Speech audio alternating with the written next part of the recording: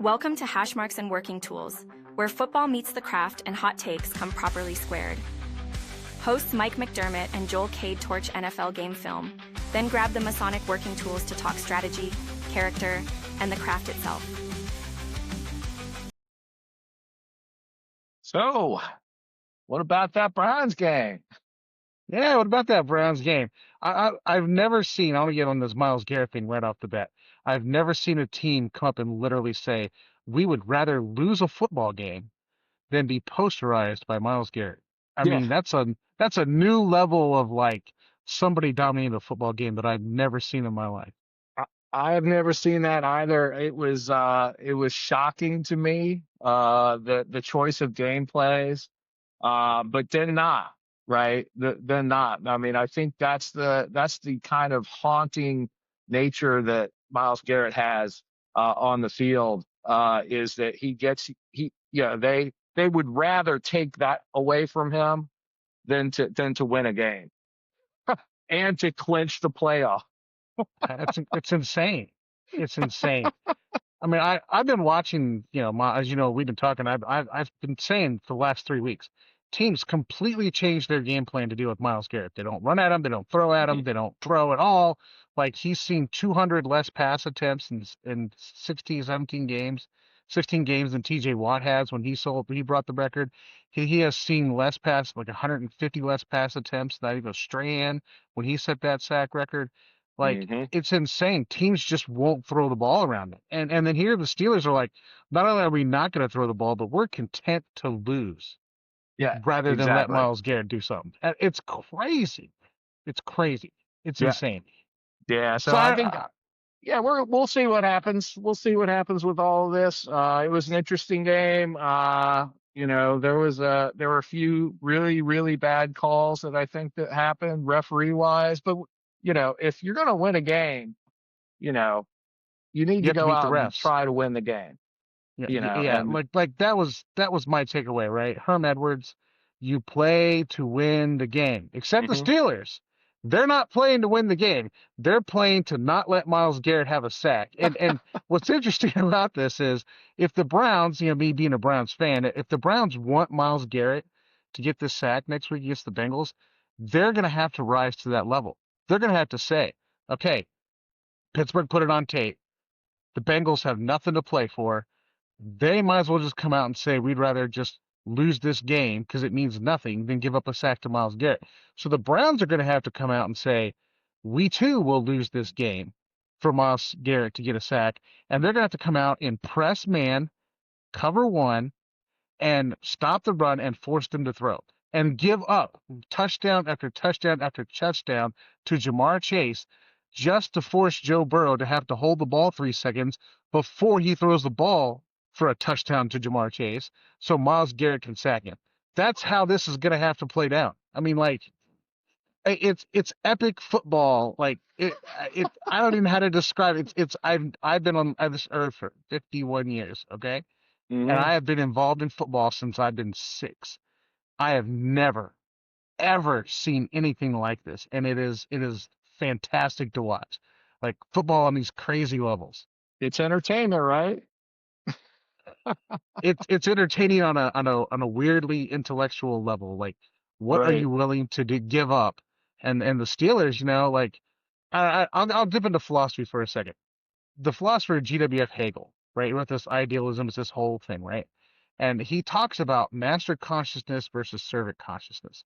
And he's talking about consciousness, I'm talking about physical relations between people, but in your mind, are you the master of your domain or are you the servant of somebody else because somebody else can control you?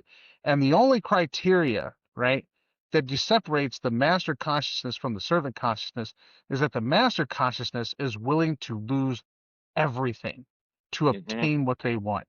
And the Steelers literally put a master consciousness out on field.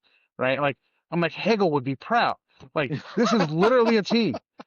Like, they would go out there and lose everything just to accomplish this one goal. So, on the other side, the Browns are going to have to be the masters on defense.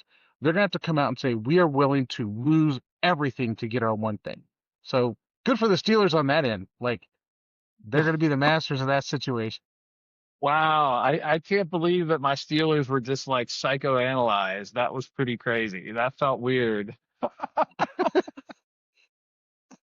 Oh my goodness. Well, hey, Joel, let's get this show kicked off here. This is the first show of many shows. Hopefully, we're going to be doing this for a very very long time. Welcome to the Hashmarks and Working Tools podcast, where football meets the craft. The first We have edition. the first edition. That's The right. first edition. Two rival first team there. fanatics break down the NFL and college slate, and then we grab the classic working tools of Freemasonry, like the 24-inch gauge. We're going to be talking about that tonight, about people's character and how not to let the game of football wreck the rest of your life. Each week, you're going to get sharp analysis, lodge night level banter, and one practical play to run off the field before the next kickoff. So, kicking this off, my name is Mike McDermott. I am a Steelers fan, and I was hey. So I am I am control of the fan track, and there were no boos or claps right there. So we're gonna keep this nice even keel. So yeah. So my name is Mike McDermott, and I am a Steelers fan, and I am also a Freemason. So. We're going to be sharing equally a little bit about sports, a little bit about Freemasonry today. So, and I would like to introduce Joel Cade. Hi, I'm Joel Cade. I am an avid Browns fan, which means there is a part of me that is mentally deranged to make that happen. So I'm sure I'll be bringing the craziness to this podcast.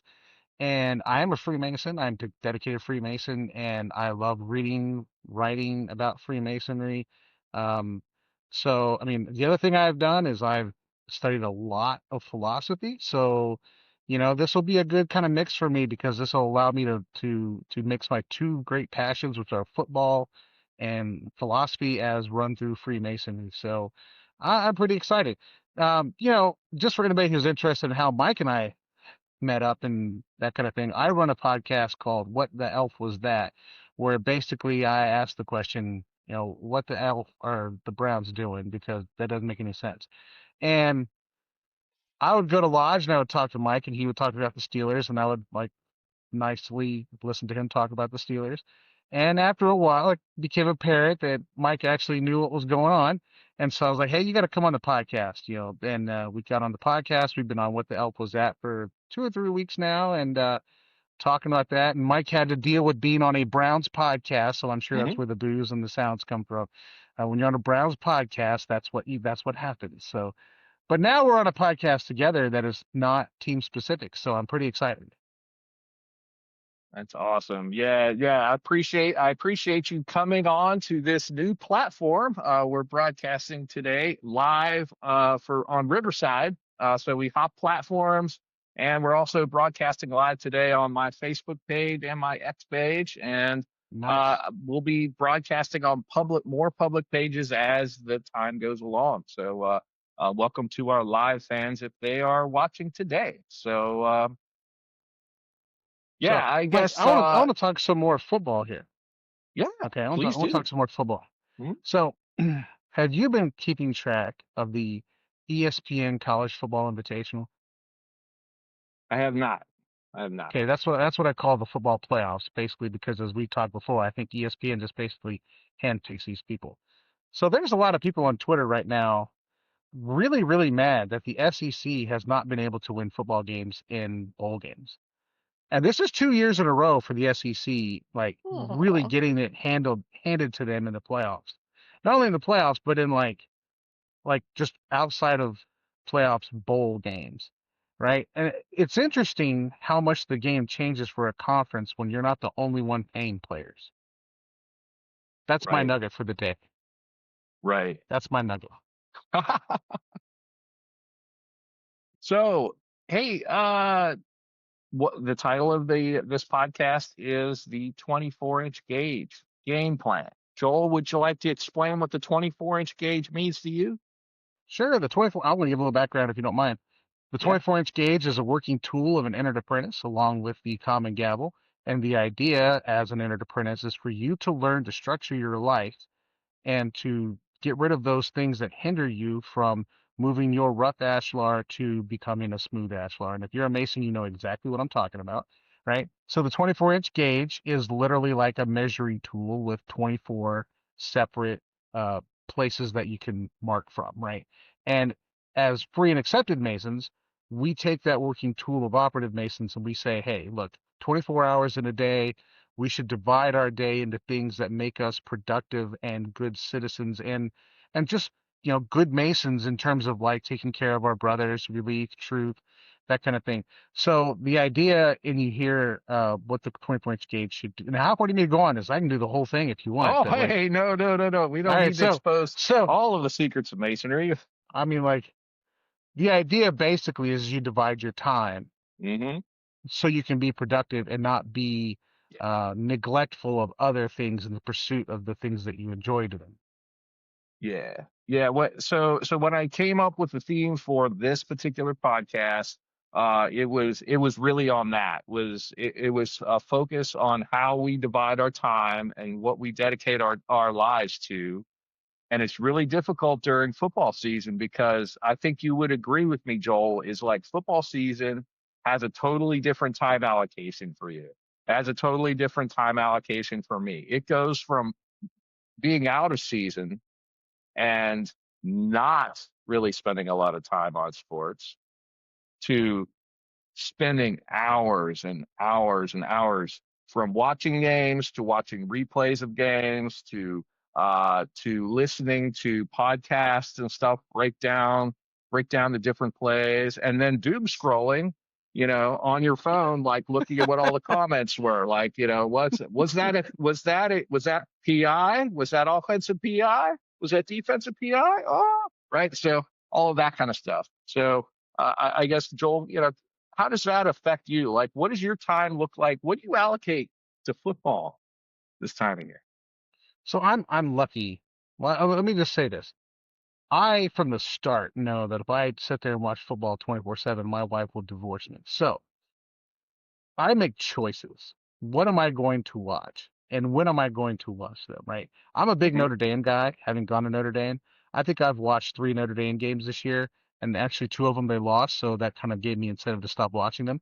And so, but I can't give up Saturday and Sunday and expect to have a healthy, marriage. So I Okay. I pick to watch the Browns on Sunday at 1 o'clock, and because the Browns stink, they're usually always playing Sunday at 1 o'clock. So I just tell my Mm-hmm. wife, like, look, just give me 3-4 hours of the weekend, and the rest is yours, and I'm good with it. So I follow college football peripherally. I watch NFL football during the week, and this is gonna sound crazy, but I get up at 5 a.m. and I do things during the week that I want to get done before I go to work. So Mm-hmm. I'm up at 5 a.m. If I want to watch another football game, I watch it. If I want to do this, just an attempt to keep that life kind of segregated the best I can from my home life because I want to keep my home life. Okay. That I did not know that about you. I thought like when you were explaining your Notre Dame fandom, what it was actual full fandom. Like Hmm. every game, you know, you possibly may even travel to go watch them, right? And you spend all Saturday in that team space. Hmm. Um, I kind of fall into much more Steeler fandom and NFL fandom than I do Hmm. college fandom as well. So that's Right. really kind of how you and I kind of started getting engaged, right? As rivals, Hmm. is we spent a lot of time in that, and I think what I like to do is I like to allocate that time to watch the Steeler game and not and be I'm very focused Right. about Right. watching the game. So that's another piece. Like if you've never watched a game with me, I may make you angry because I'm not paying attention to like all of the peripheral conversations that are going on in the room and those kinds of things. I try, it's very important. I'm sitting there, if I have a bio break coming up, I'm like, man, I need a timeout. I need a timeout. Boop, right? And run and do that because I don't want to miss anything. I don't want to miss a Right. second of of the broadcast. So And I do think I think you've hit on something that is very underappreciated with the 24-hour gauge, right? When you set time aside to do something, you do that, right? yes. Dedicate, if you got 4 hours to watching a football game, watch the football game, right? Hmm. Don't don't let somebody distract you. I mean, you have to guard that time at the same time. So you need to dedicate to it Yep. and guard it. That's that time. Anyway, I digress. Go ahead. Exactly. Exactly. That's the interesting part about that is that I do focus in on that. And I do neglect watching other teams during other time slots, right? So if my team's playing, Monday Night Football, I may not even watch a whole lot of football on Sunday. I may not. Hmm. I may go in and I'll clean the garage, or I'll go in and I don't know. I just spend more time with my family, right? And so I'm just being very deliberate about spending my time in football. Now, I'm saying I'm trying to practice, the strength and the wisdom of the 24-inch gauge here. But then I also fall into traps, right? I'll Hmm. fall into a trap where uh my fandom takes away other time from other parts of my life, right? Hmm. Example, walking through Target, had my colors on, right? And it started a 15-minute discussion with some random guy at Target about football, right? My Okay. wife went on and she continued to do shopping and stuff like that. But I didn't spend any time with her because as two guys that love football, we we somebody said something, right? Something percolated, and then all of a sudden, Right. boom, right? I got distracted. I got distracted from what I was supposed to be doing, which was spending lots Yeah. of money I'll instead of say talking this, with some random guy about football. I, yeah, I'll say this, like, I, I've wanted to play football since I was in the first grade. I have been on football my entire life, like, period. And I've gone through college football. I've coached college football. I've coached Pee Wee, Little League, junior high, high school, college, broken down film for hours. There comes a point, where competency allows you to conserve time.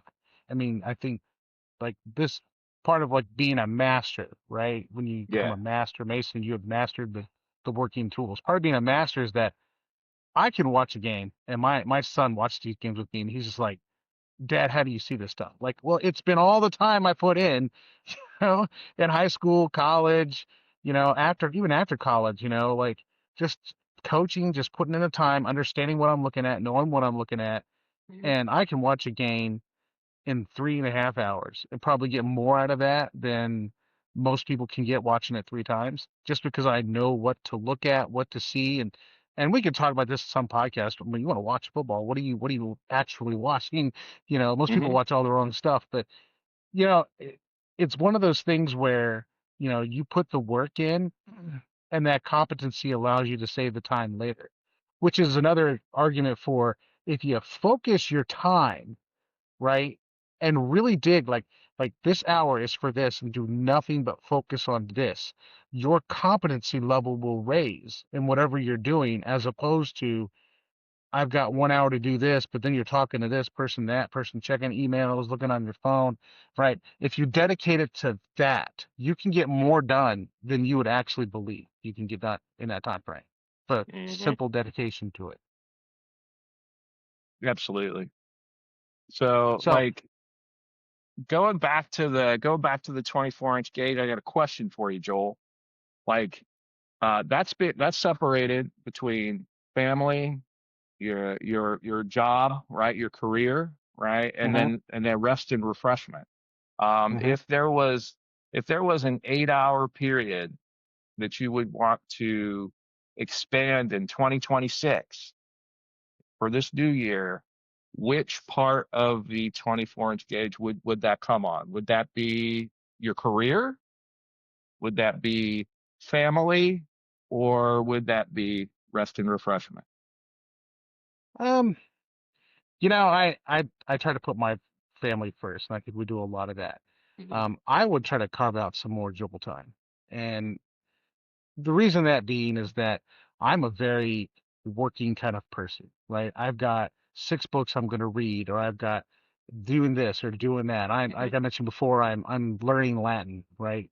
I'm just get up every day at 5 o'clock and I spend an hour on Latin. Then I spend an hour on reading whatever philosophy I'm interested in. But I tend to hide those things and not put them out in the open, if that makes sense. Like I tend to say, Yeah. okay, here's this time, and I work my whole life around all my family's schedules so I can always be there for them. And I would like to figure out some way to be more overt about, I know this is family time, but I need to do this because I need to refresh myself other than just sleep. You know, like I need something sort of Joel time, but I try to carve it out around everybody else's schedule. And Hmm. so if that makes any sense, I would like to just say Oh, middle of the absolutely. day, like I'm gonna disappear for 2 hours. Hmm. Even though I know you're here to hang out, I'm gonna disappear for 2 hours and get this done. I don't Yeah. do that. I neglect other stuff. Yeah. Yeah. No, that's fair. That's a fair assessment, and it's a good one too, right? So like you want to feel like, you're not short shrifting other people either, right? So if you say, "Hey, I want to spend more time with my family," I know you spend an enormous time with your family right now. So like, and sometimes family time can suck away from other things, right? And guess what? What usually gets taken away is Joel time, right? Mike Yep. time, Hmm. right? That's where it comes from. It comes from that. It's like, oh, hey, we're gonna spend some more time with the kids, or the kids need to go here, or the kids need to go there, and it sometimes gets mind blowing. Sometimes where you spend an entire week and you're like, wow, what just happened? So and See, but that's what football is for me, right? I mean, mhm, I am so like, I mean, I mentioned before I've written this book about my life, about my early life, but I had to write it in such a way that it took into account all of my football experiences growing up. Because when I think about who I was growing up, it's inextricably tied to football. yeah, So Joel time for me is football time. Like when I go have football time, I can retreat into my core of who I am, which mhm, is why, and this is gonna sound insane, but every off season I will like watch an entire team's games, like just like like the broadcast version of it, just so I can have a routine where I'm finding these things that I like to do, and I'm staying up on football. I can stay like one year I watched all the Bengals games, right? So I know all about their offense, what they're doing, and if they were to change coaches, I'd probably do it again. One year I watched all the Ravens games. This was last year I watched all the Ravens games, right? So you get a really good idea of who, I'm going back to this is Joel Wright. I have a really good idea of who Lamar Jackson is and who their receivers are. Zay Flowers is pretty good, and you know, so I got a good grasp of what they do offensively, defensively. So probably this year, because we've talked some, I'll probably watch all the Steelers games, which I've avoided, but I'll probably watch all the Steelers games. And I have a good idea of what they do already, but they're from a point where I can, oh, they're gonna do this, this, this, yeah, but that's me. That's how I refresh myself. That's how I do that. I think 3, 4 hours a week isn't a lot. Like I almost feel like I have to apologize for it, and that's one of the interesting. I really do, like I really do at times, because I'm a kind of person that will just give and give and give and give and give to the point where I'm so stressed out that like I'm useless. yeah, Like I will. So I have to sit in and say like I need these 3 hours to me doing something I enjoy, or I'm going to be useless. But mhm, I mean, I guess I would just say that's one of the things that I took away from 20 points gauge when doing the Schofield, all this kind of stuff, is that it's not just a matter of how you divide your time up. It's also telling you need to take care of yourself. Okay. right, You've got 8 hours of refreshment, 8 hours for your family. Well, that's also taking care of yourself, and 8 hours for work. Right. hmm, And you're taking care of yourself and everyone else at the yeah, same time. So it's not like now I'm doing this, now I'm doing that. It's all a way of like making sure that you're being the best version of you can be. yeah. Yeah, I think that's coming directly to that point, Joel. When I have conversations with fellow lodge brethren, there's there's a wide array of misappropriation of time sometimes, and when I'm discussing, when we're talking, right? There are some brothers that spend so much time on work, right? So much time on work, right? And you can Mm-hmm. tell it because it's written on their face, it's written on their shoulders, right?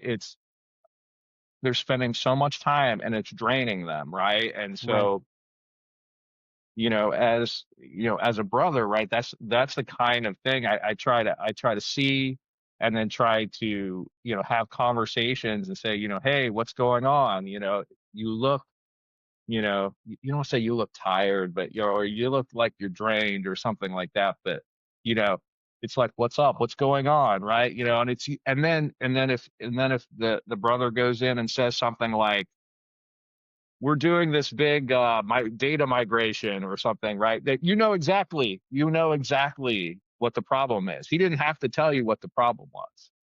He Mm-hmm. told you what the problem was by saying, it's a big data migration. It's we're opening up a new warehouse. I have a much larger sales region. Whatever that was, right? They're trying to tell you it's work. It's work that went in and is causing them problems, right? And so trying to help them through what that is, and maybe providing some sage advice. Mm-hmm. Yeah, we spent half the show really talking about, making sure that we're very mindful about how much football we watch, right? But, And don't get me wrong, I watch a lot of football. I watch a lot of football. right, Don't get me wrong. right. But yeah, it's it's that other piece, right? Is your career and work that sometimes will really get a guy down. And, um, seeing that, understanding where that's coming from, and then providing some advice is fulfilling to me. I think that's Mm-hmm. fulfilling to me, is when I can provide some advice on that may be helpful in their daily direction, right? Right. Of what they're spending their time on. Yeah. I I mean, think that's I would probably like the most common overspend is is work. work. Mm-hmm. Yeah. Yeah, I don't overspend on work. I'm not gonna lie.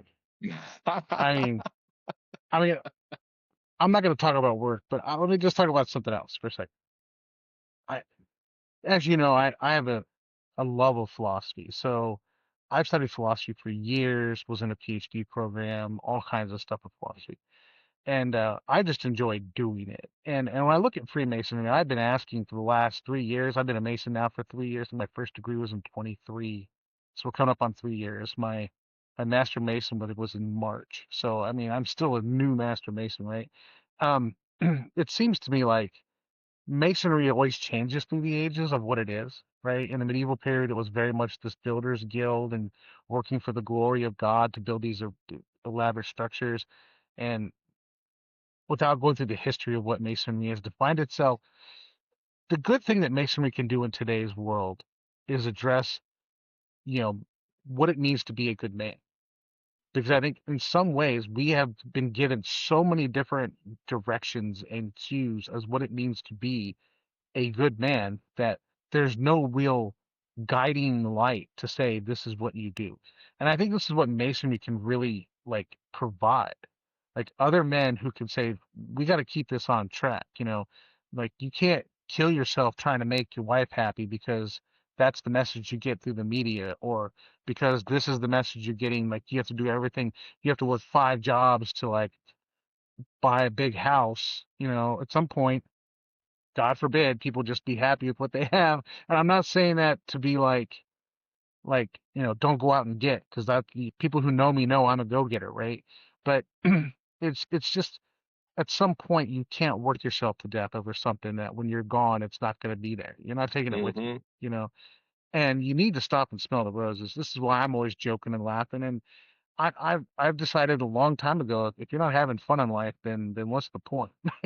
Like, even if Right. you just have to make everything you're doing fun, like I have fun no matter what I do. I'm just saying that's who I am, right? But Masonry can really address a need of what it means to be a man in today's world because we face challenges that we've never faced before. Just a Hmm. pure, straight on attack of masculinity. Like any form of masculinity is considered toxic. That's ridiculous. Any form of like a man being self-assertive, is toxic or it's bad or it's this is what's wrong with the world. It's Hmm. crazy. So, you know, 24-inch gauge is a tool to say this is what it looks like to be a healthy man. Right. You know, keep work in perspective, keep your family in perspective, keep you in perspective, and keep them all in a way that you can operate successfully in all three areas of your life. As a family member, you can't give everything to your family and neglect work. You can't give everything to work and neglect family. You can't give everything to yourself and neglect everything else. There has to be this ratio close to 30% all the way around. And if you do that, you'll find that you become a good man. Well said, sir. Yeah, that was well said. Yeah, that was that's really the core, tenet there when it comes down to the 24-inch gauge. That was the is kind of having that proper separation to allow fulfillment for yourself and then fulfillment for the people around you. Hmm. And, And and I so think if you give 33% to family mhm, and you give that time to that family, you're doing nothing yes, else. You yes. have a better family situation. And if you give work to work and you just work on work, that's all you're doing, right? Like you have a better work situation. If you have like I'm working on me and you work on you in that time, you have a Hmm. better sense of your own person. So it seems on the surface the 24-inch gauge is about dividing, right? That's the language around it. It's dividing. I wish Hmm. it would say we're dedicating, right? We're dedicating this, we're Yeah, dedicating this, and we're dedicating this. Because then you're talking about you're dedicating your time, right, which implies the division. right. Yeah, that's perfect. Yeah. And you can't dedicate all of your time to yourself either, right? That's the other Right. thing is like, neglecting, that's the fear on the other side. I don't know. I don't think I personally know anybody that is in that particular category, I've where known they're, some. I've have known some. you? Okay. Uh-huh. Where they Uh-huh. neglected work and they neglected their family for their own personal time Yeah, and stuff. like back in the day, I can tell you a story about this. I don't want to talk too much about it because it's a personal story, but back in the day, there was this thing called Zumba. I don't know if you've heard about it. Zumba. Beto Perez took Latin salsa dancing, the Latin dancing, and turned it into an exercise program. It's called Okay. Zumba. Okay. And someone close to me decided that it was in her best interest to do Zumba nonstop, essentially. And they decided to neglect their family and their husband and their Mm. kids. And, they stopped. They went from full time to part time so they could go to more Zumba classes. And, their Whoa. life fell apart. Wow. And I know some kids who are still picking up the pieces. So Wow. I'm just saying this stuff happens. I mean, I know somebody who made a Facebook page called Zumba Widows for people whose spouses have gotten so addicted to Zumba that they ended up divorced. Whoa. Whoa. So Yeah, I that don't think happens. That yeah, happens. yeah, I can imagine that it would. Yeah. No, I mean if you just dedicate your life just to one particular thing. No, I mean I'm trying to think of like any other like corollary kind of thing that, you know, most of my friends that are into football aren't into that way that it's subtracting from their life and stuff. So I Hmm. no, I don't think football really I've kind of been falls there. into that. I've been there before. Oh, Where like, okay. it when you're a grad assistant, your life is football. And I was married at the time, and all I did was football, football, football, football, football, Okay. football. That is all that went on.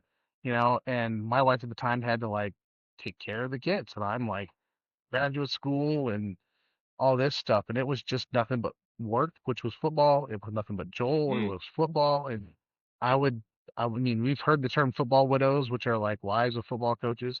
Like Yeah. literally, that's what it is. Like you're just this is who What you are. rebalanced you? Like, what was the cause for you to one observe that you were out of balance, and then Well, two, like what did you do effectually to get back into balance? so I, this kind of goes back to when I was a kid. My dad wasn't real involved when I was a kid, Hmm. and so um, I had to find other means for like outlets for males, like instruction on how to be a good man, and Yeah. that's what football was for me. But I got so wrapped up into it that I realized that I have boys that I'm raising that I'm not being a good father to. And I really didn't want to be that dad, Hmm. And I understand what football is to me, but that's not what it is to those kids. They were just like, my dad's gone because of football. Like it was completely different, right? So Okay. I just decided at that point the idea of because you go to be a grad assistant because you want to be a football coach, right? You don't go to be a grad assistant because you want to get a degree in something else. You go be a grad assistant because you want to be like a football coach, and that's how you get your foot in the door to be a football coach. And I just Sure. decided I'm just not going to be a football coach. Like do I have to make a choice, right? Am I going to raise kids that have no dad because of football, or am I going to be a dad to my kids and teach them to love football? So I just was a dad to Hmm. my kids and taught them to love football. So it was to me it was the kids. Like I need to be there for my kids, especially when I mean my dad was there, but he kind of wasn't there kind of Hmm. situation. So like I just decided I was going to be there for my kids. And at that point I also decided that whatever career I'm having is going to be a means to an end and not an end in itself. Right? Awesome. I'm Yeah. going to I'm going to work because I'm going to take care of my family. Hmm. And so for me, when I get my 24-inch gauge out of line, it's because I'm spending too much with my family and I'm losing myself in the process. Right. Excellent. That's So awesome. yeah, like I chose not to go into that simply because I didn't want to be the Hmm. crazed guy who like I don't know, like all these coaches you hear talking like I spent my whole life like coaching football that I never raised my kids. Like I'm not living that life. Yeah. Yeah, I think my coaching experience has been really centered upon my kids, right? So coaching my kids, right? So Hmm. it made, you know, coaching your kids is a totally different thing too. Like I don't recommend it for everybody. Oh yeah. Oh don't well I got some stories, man. I just don't coach your kids, man. I don't recommend it for anybody, but I'll tell you what, the life balance that I received when I stopped coaching my kids, which it was just recently, which Hmm. is I'm 55, just recently finished coaching my kids directly, Wow. right? And and I was doing that since 22. I've been coaching since 22 and I'm 55. So that's 30 years of coaching. Um, Soccer, baseball, football, basketball, the whole gamut. Um, and when I got my life back that from that coaching, that sounds right. yeah, it was an experience. It was like wow, like I can be a fan now. I'm a flawed fan, and I'm sure that you have that too, right? That like because you can't really watch a game without dissecting every little piece of it as as a former coach, right? You just can't just Yeah. like stop dissecting it, right? And then just like I would go to games, right? Like watching my kids play games, and I'd mm-hmm, be in the crowd like this person needs to do this. I'd have parents come yell at me. That's my kid out there. I'm like, yeah, that's great, but your kid still needs to cover that tight end, and if they don't, we're gonna lose the game. Yeah, yeah. "Ah, don't you say that about my kid? Like I'm just gonna stop going to football games. I'm terrible. I have to walk away. I have to stand up and walk away, because the heart palpitations, right? Or Virginia's, elbowing me. You can't say that in the stands. People can hear you. People can hear you. So I don't get like that. I'm more like analyzing like I'm the philosopher guy, right? So I'm like, Yeah, this is dumb and that's why they're doing this. This is why I do a podcast. What the hell was that? Because I'm looking at the decisions and the strategies people are putting out there, asking why are we doing this stuff? right. Like, so I'm not very animated about it emotionally. Hmm. I'm more like get very upset because people are doing really stupid things, and you think you should know better to do this, but you're not. Like, that's Yeah. what frustrates me on the football Yeah. field, or watching football games. That's awesome. I don't get like, "Ah!" I don't do that. I'm like, wow, these people are idiots. That's Well, where I'm at. yeah. Well, but understanding the coach ethos, I let the coach coach. I let the actual coach coach my kid Mhm. now instead of like me doing it. I let him do that. But yeah, it's like everything is going on in your head. You're breaking down the play. You're like, why did they do that? Why did they do this? And yeah, it's a different level, I think. So I think we've kind of exhausted the 24-inch gauge now, Joel. So Let's we talk need some to more go. football. Let's talk some more football. Like, I Okay. love talking football. All So right. what the Steelers, right? You've got Yes. the hated Ravens, and I don't have my sound, but Hmm. boo the Ravens. You got the hated Ravens coming up. And I was Yes. thinking the other day about the AFC North, and I realized the AFC North is really the Browns and the Steelers, right? Hmm. And then you have Browns, Steelers, and Browns 2.0, which are the Bengals. Then you have the Browns 3.0, which are the Ravens. Not that they're Hmm. better, they're just different iterations of the Browns. So the AFC North is like the Browns, the Browns, the Browns, and the Steelers. So you get to play the third version of the Browns on Sunday. Well, yeah, Sunday's gonna be interesting. I can't wait for that particular podcast, which is next week, right? So we'll do this next week. Right. We'll watch both of those games. It's gonna be Bengals Browns, and it's at Cincinnati, right? Yeah. Well, my You're son and I are contemplating going. So. you're in the jungle. The tickets will be $4 a piece, so that's probably a good Whoa, whoa, spend of your. whoa! This is Cincinnati, not Cleveland, right? This will be $40, not four. Oh, It'll be okay. That's 40. still fair. Still fair. Paul or Mike Brown isn't that cheap. He's gonna make sure that he gets his blood from you. Right, right. So yeah, I think next week's episode, we're gonna focus on the common gavel, right? So All right, all right. that's another working tool, and then we're gonna go in and really dissect. What I'd like you to do this week, this going into this week of football, Joel, is to listen to all the hot takes, right? That all the prognosticators have, right? Philipponi, right? No. Oh yeah, I want you to listen to them all, and then we're gonna go and dissect them next week. So that's what's coming up. So If you find anything interesting, send it to me. But like, I I will do my absolutely best. will. I I will do my absolutely best to will. pull up an episode of Stephen A. Smith or something. That's perfect. Well, all he talks about is the Cowboys, right? Well, look, I mean, you're not going to want to hear this, but like 90% of NFL coverage is Cowboys and Steelers. Like, that's pretty much what's on TV. Like, you turn on Good Morning Football, you're watching Cowboys and Steelers. You turn on ESPN, you're watching Cowboys and Steelers. Yeah. So, I mean, the NFL knows who makes them money, right? So they're Hmm. going to put it out there. I mean, Right. that's part of what gets old about the Steelers. It's like I'm always Yeah. listening to them. But if I like Exactly. now, take that in baseball, I'm a Dodger fan, right? So Uh-huh. they talk about the Dodgers all the time, and I think it's great. Like Right. everybody hates us. It's tremendous. Everybody hates us. Uh-huh. So there's the other side of it. All right, so all All the hot takes, huh? All the hot takes. So watch the hot takes. I'll bring some with me. So we'll play a hot take, and then we'll go in and dissect that using the common tool, the common gal. So thank you everyone for joining us with Hashmarks and Working Tools podcast. My name's Mike McDermott, and co-host Joel Cade, and we'll see you next week. See you guys. Bye.